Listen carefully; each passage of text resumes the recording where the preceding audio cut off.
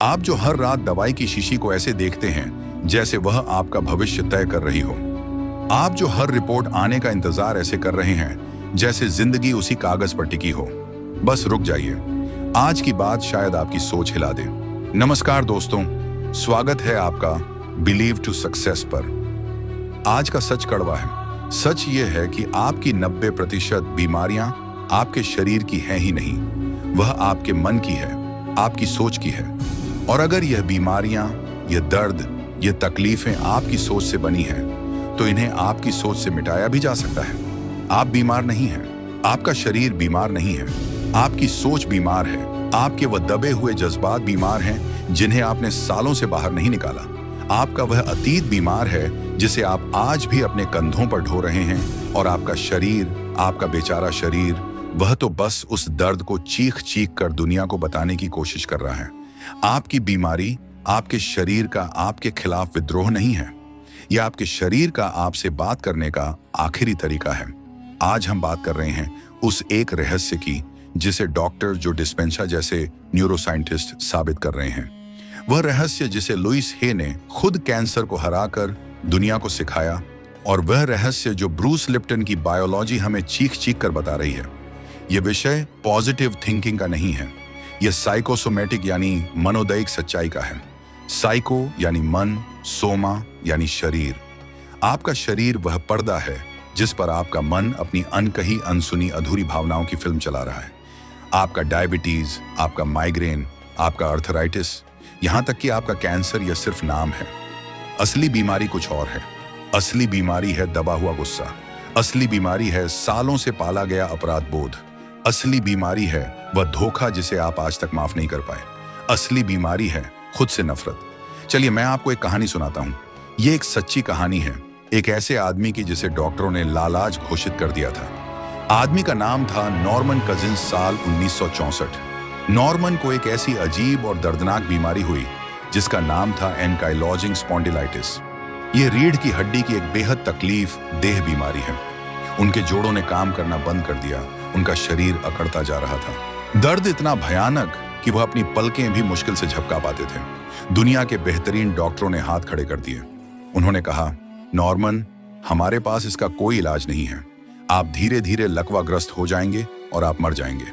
डॉक्टरों ने कहा कि उनके ठीक होने की संभावना 500 में से एक थी। नॉर्मन ने डॉक्टरों की तरफ देखा और एक बात कही जिसने मेडिकल इतिहास को बदल दिया। उन्होंने कहा, ठीक है, अगर 500 में से एक भी चांस है तो मैं वह एक बनूंगा। नॉर्मन ने एक अजीब फैसला लिया। उन्होंने अस्पताल छोड़ दिया। उन्हें पता था कि अस्पताल का माहौल, नर्सों के चेहरों पर तनाव, दवाइयों की गंध, यह सब उनके दिमाग को एक ही सिग्नल दे रहा था, तुम बीमार हो, तुम मरने वाले हो। उन्होंने खुद को एक होटल के कमरे में शिफ्ट कर लिया। उन्होंने डॉक्टरों से कहा कि उन्हें दवाइयों की भारी डोज देना बंद करें। उन्होंने सिर्फ विटामिन सी के इंजेक्शन लिए और इसके बजाय उन्होंने एक प्रोजेक्टर मंगवाया। और उस प्रोजेक्टर पर उन्होंने क्या चलाया? कॉमेडी फिल्में, चार्ली चैपलिन, मार्क्स ब्रदर्स, वो सब कुछ जो उन्हें बेतहाशा हंसा सकता था। ये पागलपन लगता था। दुनिया उन्हें सन की कह रही थी। लेकिन नॉर्मन एक बात समझ गए थे जो डॉक्टर नहीं समझ पाए थे। उन्होंने पढ़ा था कि नकारात्मक भावनाएं शरीर में जहर घोल सकती हैं, तो क्या सकारात्मक भावनाएं दवा का काम नहीं कर सकती? और फिर जो हुआ वह एक चमत्कार था। नॉर्मन ने पाया कि 10 मिनट तक खुलकर पेट पकड़कर हंसने से उन्हें 2 घंटे की ऐसी गहरी और दर्द रहित नींद आती थी जो मॉर्फिन के इंजेक्शन भी नहीं दे पा रहे थे। हंसी उनके शरीर का केमिकल बदल रही थी। हंसी उनके इम्यून सिस्टम को जगा रही थी। उनका शरीर जो अकड़ गया था वह धीरे धीरे खुलने लगा। जिस आदमी को डॉक्टरों ने लालाच कहकर छोड़ दिया था, वह कुछ ही महीनों के भीतर अपने पैरों पर चलकर उस होटल के कमरे से बाहर निकला। वह पूरी तरह ठीक हो गए। नॉर्मन कजिंस ने दुनिया को बताया कि उन्होंने कोई चमत्कार नहीं किया। उन्होंने सिर्फ अपने शरीर को उसका काम करने दिया। उन्होंने अपने मन को, अपनी सोच को, अपने डर को, अपने शरीर को बीमार करने से रोक दिया। उन्होंने हंसी को अपनी दवा बनाया। यह कहानी हमें सिखाती है कि आपका शरीर सिर्फ दवाइयों पर ही प्रतिक्रिया नहीं करता, वह आपकी भावनाओं पर भी प्रतिक्रिया करता है। आपकी हंसी, आपका प्यार, आपकी खुशी, ये सिर्फ अच्छे एहसास नहीं है, ये बायोकेमिकल दवाइयां हैं जो आपका दिमाग मुफ्त में बनाता है। अगर नॉर्मन कजिंस की कहानी आपको उम्मीद देती है, तो लुइस हे की कहानी आपकी रूह कंपा देगी। यह आपको उन अंधेरे कोनों में ले जाएगी जहां आप शायद कभी नहीं जाना चाहते।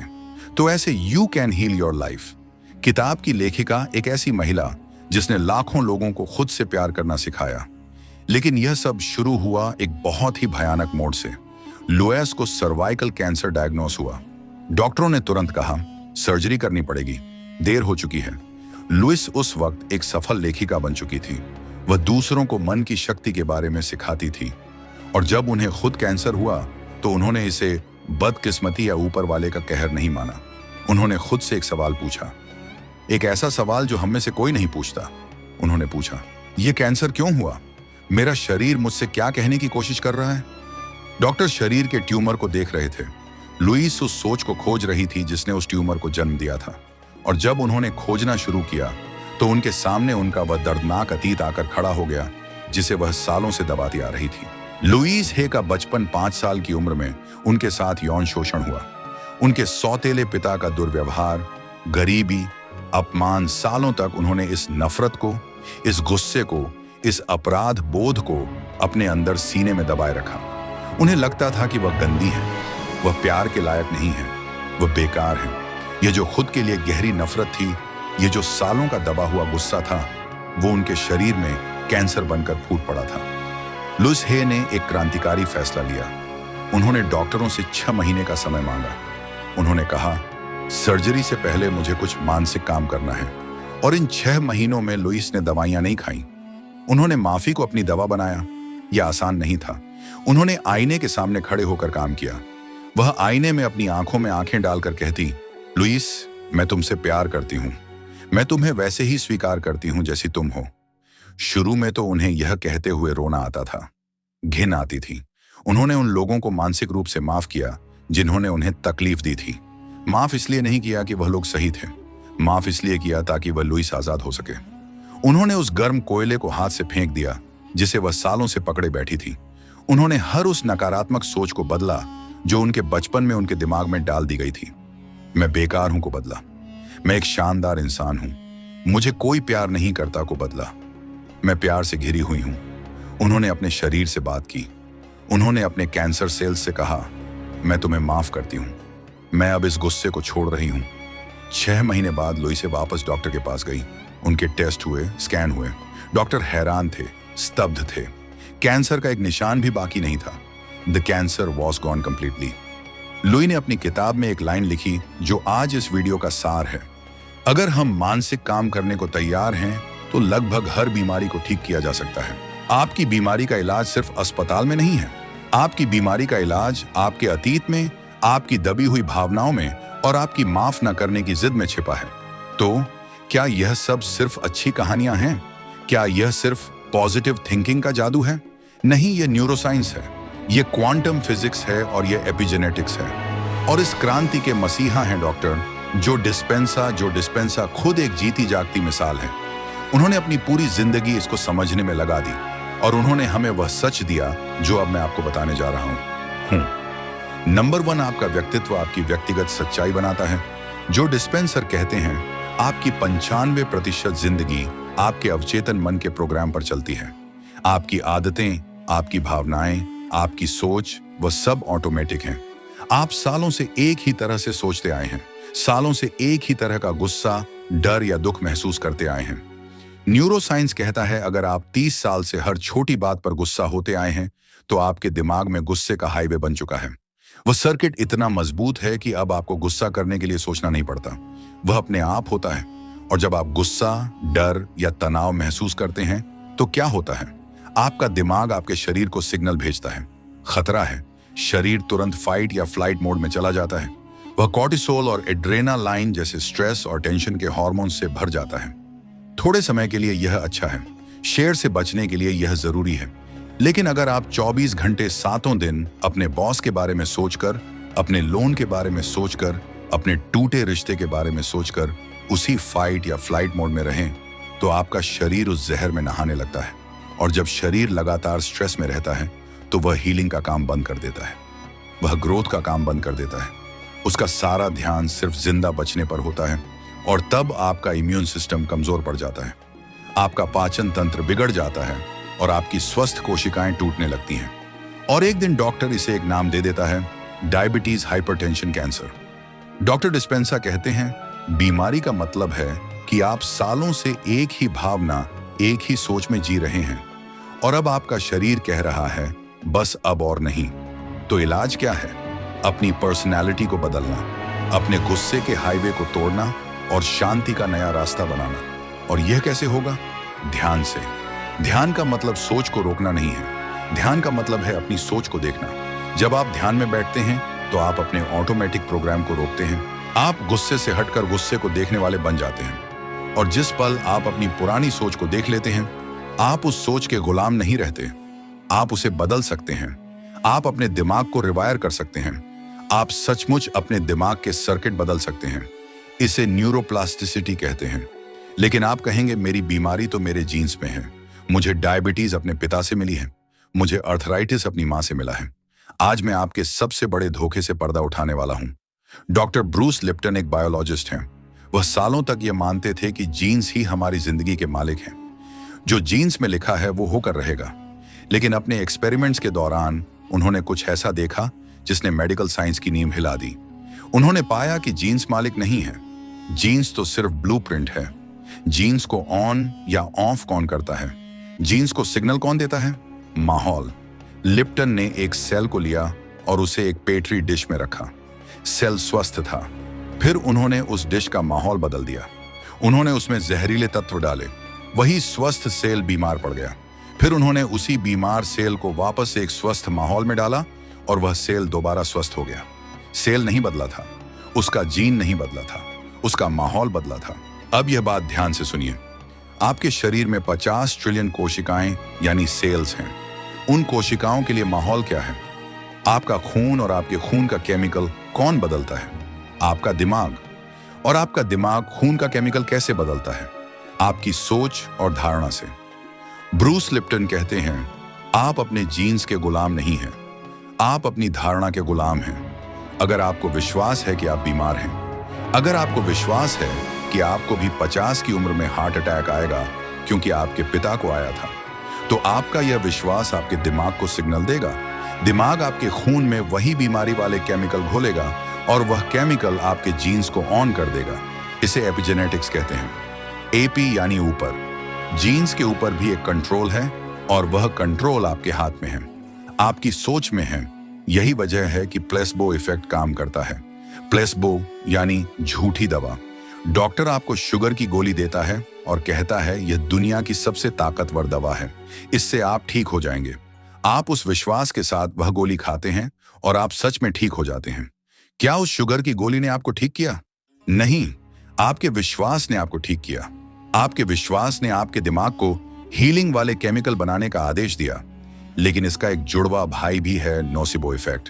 अगर प्लेसबो सकारात्मक विश्वास है तो नोसिबो नकारात्मक विश्वास है। जब डॉक्टर आपको कहता है आपको कैंसर है, आपके पास सिर्फ 6 महीने हैं, और आप उस बात पर विश्वास कर लेते हैं, तो आपका शरीर उस विश्वास को सच साबित करने में लग जाता है। आपका दिमाग मरने वाले केमिकल बनाने लगता है। कितने लोग सिर्फ इसलिए नहीं मरते कि उन्हें बीमारी थी, बल्कि इसलिए मर जाते हैं क्योंकि उन्होंने मान लिया था कि वह मरने वाले हैं। अपनी सोच को बदलिए। आप अपने जीन्स को बदल सकते हैं। तो सवाल यह है कि हमारी सोच नकारात्मक होती ही क्यों है? हम बीमार सोच क्यों रखते हैं? इसका जवाब है ट्रॉमा यानी आघात। मनोवैज्ञानिक बेल वैन डेयर कोक ने अपनी पूरी जिंदगी इसी पर रिसर्च की है। उनकी किताब है the body keeps it's score. हम सोचते हैं कि जो बुरा हमारे साथ बचपन में हुआ या 10 साल पहले हुआ वह बीत गया। हम उसे भूलना चाहते हैं। हम उसे अपने दिमाग के किसी कोने में दफन कर देते हैं। लेकिन सिगमंड फ्रायड ने कहा था, दबी हुई भावनाएं कभी मरती नहीं हैं, उन्हें जिंदा दफन कर दिया जाता है और वह बाद में और भी बदसूरत तरीकों से बाहर आती है। वह बदसूरत तरीके क्या हैं? वह है आपका डिप्रेशन, आपका एंजाइटी, आपका पैनिक अटैक। और जब आप इन मानसिक लक्षणों को भी नजरअंदाज करते हैं, तब वह बीमारी बनकर आपके शरीर पर दिखते हैं। वह ट्रॉमा, वह आघात आपके दिमाग में नहीं, आपके शरीर में बस जाता है। वो आपके नर्वस सिस्टम में अटक जाता है। वो गुस्सा जिसे आप अपने बॉस पर चीखना चाहते थे लेकिन पी गए, वो आपके लिवर में जमा हो गया। वह आपका ब्लड प्रेशर बढ़ा रहा है, वह गहरा दुख किसी अपने को खोने का, जिसे आपने रोकर बाहर नहीं निकाला, वह आपके फेफड़ों में बैठ गया है, आपको अस्थमा दे रहा है। वह डर जो आपने बचपन में महसूस किया था, वह आज भी आपकी किडनी और रीढ़ की हड्डी में कंपकंपी पैदा कर रहा है। वो नकारे जाने का एहसास, वो अपराध बोध, वो आपके शरीर को ऑटोइम्यून बीमारियां दे रहा है। जहां आपका शरीर खुद की कोशिकाओं को ही दुश्मन समझकर खाने लगता है। आपका शरीर आपका दुश्मन नहीं है, वह तो बस आपकी अधूरी कहानी बता रहा है। हर दर्द, हर बीमारी एक अनगही बात है, एक दबा हुआ जज्बात है। आपकी पीठ में जो दर्द है वह शायद जिम्मेदारियों का बोझ है। आपके घुटनों में जो दर्द है वह शायद आगे बढ़ने का डर है। आपका माइग्रेन वह परफेक्ट बनने का प्रेशर है जिसे आप और सह नहीं पा रहे। जब तक आप उस भावना को नहीं छोड़ेंगे, आप उस बीमारी को नहीं छोड़ सकते। आप कितनी भी दवाइयां खा लीजिए, आप ट्यूमर को काट कर निकाल दीजिए, अगर आपने उस सोच को, उस ट्रॉमा को नहीं निकाला, तो वह बीमारी किसी और रूप में, किसी और अंग में वापस आ जाएगी। इलाज बाहर नहीं है, इलाज भीतर है। तो अब हम क्या करें? अगर मेरी सोच ही मेरी बीमारी है, तो इस सोच को कैसे बदलें? यह सिर्फ पॉजिटिव सोचने से नहीं होगा। आप खुद को धोखा नहीं दे सकते। आपको काम करना होगा, मानसिक काम। यहाँ 5 कदम है। ये वह दवाई है जो आपको खुद बनानी है। नंबर 1, पहला कदम है मानना, स्वीकार करना। जब भी आप दर्द में हो, गुस्सा महसूस करें या बीमार पड़े, तो दवा खोजने से पहले खुद से पूछें, मेरा शरीर मुझसे क्या कहने की कोशिश कर रहा है? यह दर्द किस भावना से जुड़ा है? मैंने पिछले 24 घंटों में ऐसा क्या सोचा या महसूस किया जिसने मुझे बीमार किया? जिस पल आप अपनी भावना और अपनी बीमारी के बीच के लिंक को पहचान लेंगे, 50% काम वहीं हो जाएगा। नंबर 2, रिहाई भावनाओं को बाहर निकालें। आपने जो भावनाएं सालों से दबा रखी हैं, उन्हें बाहर निकालना होगा। अगर आपको रोना आता है तो रोइए, तकिए में मुंह छुपाकर नहीं, खुलकर रोइए। अगर आपको गुस्सा आता है तो उसे निकालिए बिना किसी को नुकसान पहुंचाए। एक खाली कमरे में चीखिए, तकिए को पीटिए। दबी हुई एनर्जी का बाहर निकलना जरूरी है। शरीर को यह कंपन छोड़ना होगा। नंबर 3, माफी। लुइस हे का तरीका, यह सबसे मुश्किल और सबसे जरूरी कदम है। आपको माफ करना होगा। उन्हें माफ कीजिए जिन्होंने आपको दर्द दिया। इसलिए नहीं कि वह माफी के लायक हैं, इसलिए क्योंकि आप दर्द के लायक नहीं हैं। माफ ना करना उस गर्म कोयले को हाथ में पकड़े रहने जैसा है जो आप किसी और पर फेंकना चाहते हैं। जल आप खुद रहे हैं और सबसे जरूरी, खुद को माफ कीजिए। अपनी गलतियों के लिए, अपनी बीमार सोच के लिए खुद को माफ कीजिए। नंबर 4, रियोग्रामिंग, जोड़ डिस्पेंसर का तरीका। अब आपको अपने दिमाग के पुराने हाईवे को तोड़ना है और नया हाईवे बनाना है। यह होगा ध्यान और विजुअलाइजेशन से। हर सुबह 15 मिनट आंखें बंद करके बैठिए, अपनी पुरानी बीमार सोच को देखिए और उसे धन्यवाद कहकर विदा कीजिए, और फिर अपने स्वस्थ रूप की कल्पना कीजिए। सिर्फ सोचिए मत, उसे महसूस कीजिए। महसूस कीजिए कि आप पूरी तरह स्वस्थ हैं, आपका शरीर हल्का है, आप खुशी से दौड़ रहे हैं। उस स्वस्थ होने की भावना को इतना मजबूत कीजिए कि आपका शरीर उसे दवा समझकर पी जाए। जो डिस्पेंसा कहते हैं, अपने शरीर को महसूस करवाइए कि वह पहले ही ठीक हो चुका है। नंबर 5, प्रेम। ब्रूस लिप्टन का तरीका। आपके शरीर की हर कोशिका आपकी बात सुन रही है। वह आपकी नफरत भी सुनती है और आपका प्यार भी। लुइस हे की तरह मिरर वर्क कीजिए। आईने में खुद को देखिए और कहिए, मैं तुमसे प्यार करता हूं, मैं तुम्हारे हर हिस्से को स्वीकार करता हूं, मैं तुम्हें ठीक होने की इजाजत देता हूं। अपने शरीर से नफरत मत कीजिए, वह आपका दुश्मन नहीं, आपका साथी है। उसे प्यार दीजिए, उसे आभार दीजिए। आभार, ग्रेट्यूड यानी धन्यवाद, सबसे ऊंची हीलिंग वाइब्रेशन है जो आपके खून का केमिकल 1 सेकंड में बदल सकती है। आज हमने एक लंबा सफर तय किया है। नॉर्मन कजिन्स ने हमें सिखाया कि हंसी एक दवा है। लुइस हे ने हमें सिखाया कि माफी एक सर्जरी है। जो डिस्पेंसा ने हमें दिखाया कि ध्यान हमारे दिमाग को बदल सकता है। और ब्रूस लिप्टन ने साबित किया कि विश्वास हमारे जीन्स को बदल सकता है। इन सब कहानियों का सार एक ही है, that body listens to mind. आपकी बीमारी आपका अंत नहीं है, ये आपके बदलने का बुलावा है। ये एक सिग्नल है कि जिस तरह से आप जी रहे थे, जिस तरह से आप सोच रहे थे, वह तरीका काम नहीं कर रहा। बदल जाइए। आपका शरीर आपको धोखा नहीं दे रहा है, वह आपसे बात कर रहा है। आज उसकी सुनिए। हीलिंग किसी दवा की शीशी में नहीं है, हीलिंग आपकी अपनी चेतना में है। आप अपनी बीमारी के शिकार नहीं हैं, आप अपने शरीर के मालिक हैं। मैं जानता हूं कि यह जानकारी हजारों लोगों की जिंदगी बदल सकती है। यह ज्ञान, यह विज्ञान, यह उन लोगों को आजाद कर सकता है जो सालों से दर्द में जी रहे हैं। लेकिन मैं यह भी जानता हूं कि ज्यादातर लोग इस वीडियो को बंद करेंगे और इसे सिर्फ एक अच्छा वीडियो कहकर भूल जाएंगे। वह चुनेंगे अपनी पुरानी जानी पहचानी सोच में रहना। वह चुनेंगे अपनी पुरानी जानी पहचानी बीमारी में रहना, क्योंकि बदलना मुश्किल लगता है। लेकिन अगर आप 20 मिनट से ज्यादा समय से मुझे सुन रहे हैं, तो आप उन ज्यादातर लोगों में से नहीं हैं। अगर आप यहां तक पहुंचे हैं, तो इसका मतलब है कि आप बदलने के लिए तैयार हैं। आप आजाद होने के लिए तैयार हैं। अपनी इस तैयारी का एक सबूत दीजिए। अब जब आपने यह संदेश सुना है, तो एक काम अभी तुरंत कीजिए। बिलीव टू सक्सेस के सब्सक्राइब बटन को दबाइए। वह लाल बटन असल में एक संकेत है, एक आदेश है आपके अवचेतन मन के लिए कि अब आप जाग गए हैं, अब आप बदलने के लिए तैयार हैं। और इस जागृति को स्थिर करने के लिए नीचे कमेंट में लिखिए, मैं आजाद होने के लिए तैयार हूं, या आई लव माई सेल्फ, या मैं अपने भीतर की शक्ति को स्वीकार करता हूं। याद रखिए, यह कमेंट मेरे लिए नहीं है, न दुनिया के लिए। यह उन सूक्ष्म संदेशों के लिए है जो आपकी हर कोशिका तक जाते हैं और आपके भीतर नई ऊर्जा जगाते हैं। और यदि देखते देखते आपके मन में किसी ऐसे इंसान का ख्याल आया जिसकी रूह दर्द में है, तो यह वीडियो उसे भेजकर सिर्फ शेयर मत कीजिए, उसे एक नई उम्मीद भेजिए, एक नई दिशा भेजिए। दिल से धन्यवाद।